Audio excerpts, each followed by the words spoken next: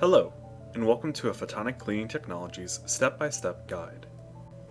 There are times when it is impractical to unmount an optic and clean it horizontally. Today we will show how to go about cleaning a vertically mounted optic with first contact polymer. To do so, we have our cleaning polymer, a clean petri dish, an O-ring that is measured to size and coated with a layer of polymer, and a Sable 1 brush. First, take the 30 ml vial of polymer and pour some into the dish. Place the coated O-ring onto the optic with the polymer side facing towards the glass. Carefully maneuver it into place, as the O-ring will act as a barrier so the polymer doesn't get into the mounting bracket.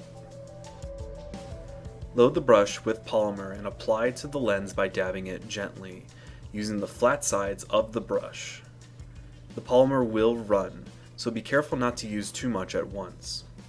Starting with a light amount, and add slowly until you have coated the surface.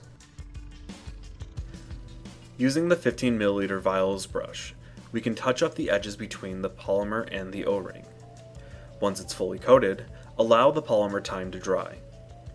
Because gravity will pull some of the polymer towards the bottom, this could take a bit longer than usual for dry times.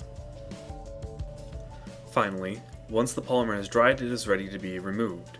We used our mesh strip removal method for this example. Use the method that works best for you.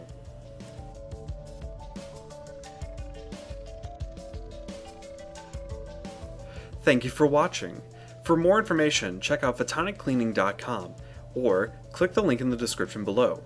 Watch some of our other videos and quick help guides here on YouTube, and subscribe to our channel for when new videos on our product come out.